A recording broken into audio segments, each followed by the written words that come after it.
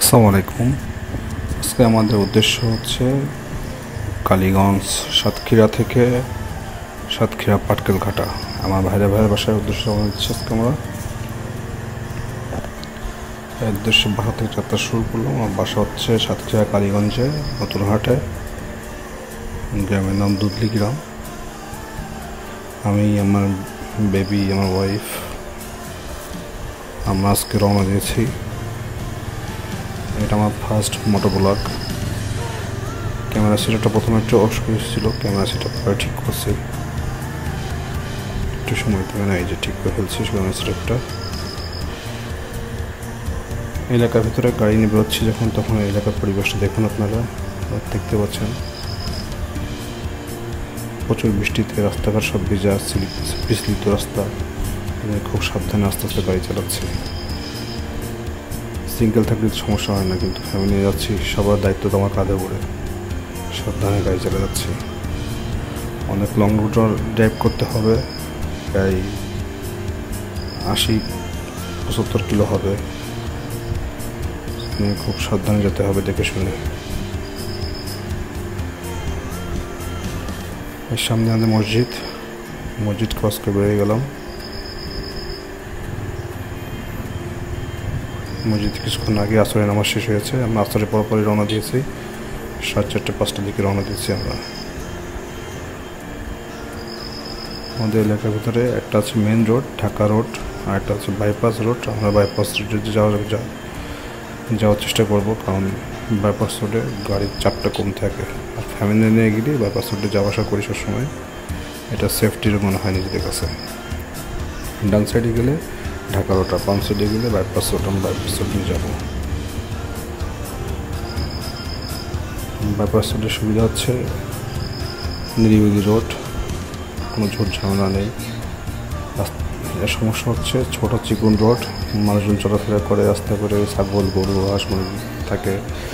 আবার একটা ভ্যান আসলে দুটো ভ্যান পাস করার জায়গা থাকে না। এটা তো সমস্যা, তাছাড়া কোনো সমস্যা নেই বাইপাস রোডে। রাস্তা দুই ধার দিয়ে বাসা বাড়ি আছে।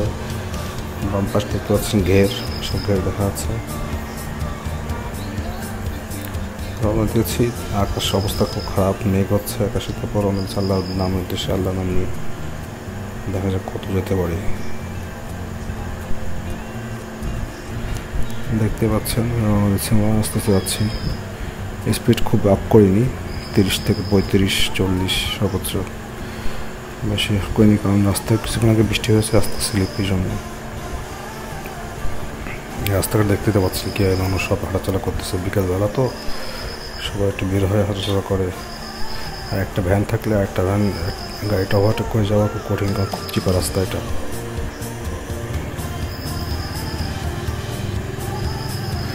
আর বর্ষাকালে খুব সাবধানে গাড়ি চালাতে হয় না, গাড়িটা স্কিড করে, জায়গা খুব স্লিপ করে।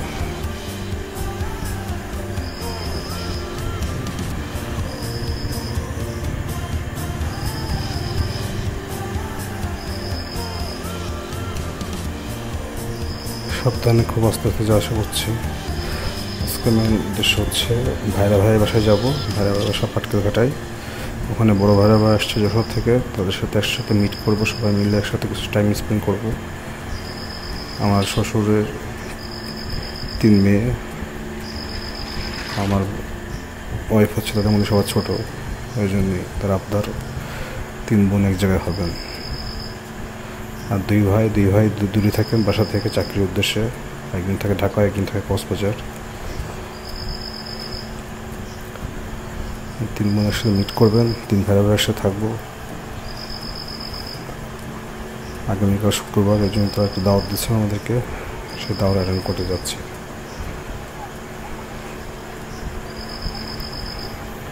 খুব সাবধানে চালাচ্ছি, কারণ পিছনে ছোট বাচ্চা বসে আছে, মা কোলে নিয়ে বসে আছে বাচ্চাদের, এই জন্য খুব সাবধানে আস্তে আস্তে যাচ্ছে, আস্তে যেন কোনো অঘটন না ঘটে। দেখতে পাচ্ছেন রাস্তার এক সাইডে বাসা বাড়ি, আর এক সাইডে পুরো ঘের। আমাদের এখানে ঘের বেশি হয়, মাছ চাষটা বেশি হয় এই জায়গায়। সাতক্ষীরার লোক প্রচুর পরিমাণে মাছ চাষ করে। মাছ চাষে খুব অভ্যস্ত, কারণ এই জায়গায় পানিটা একটু নোনতা হওয়াতে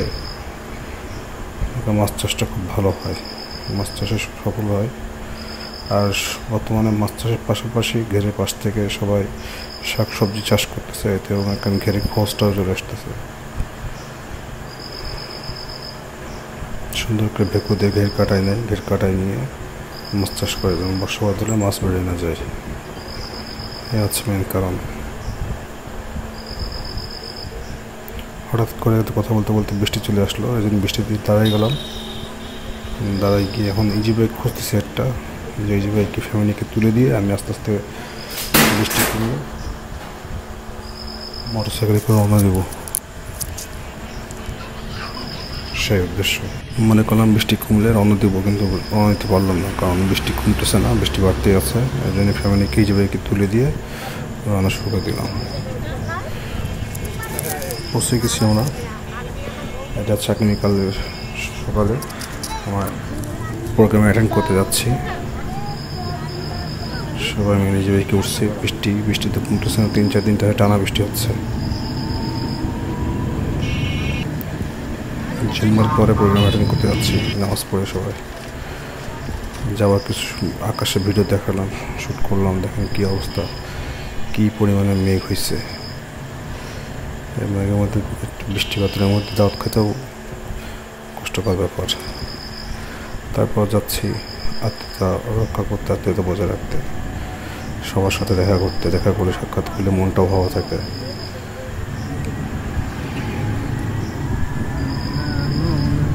কিছু ন্যাচারাল দৃশ্য শ্যুট করলাম, দেখতে পাচ্ছেন আনটাওয়েড ক্যামেরা দিয়ে।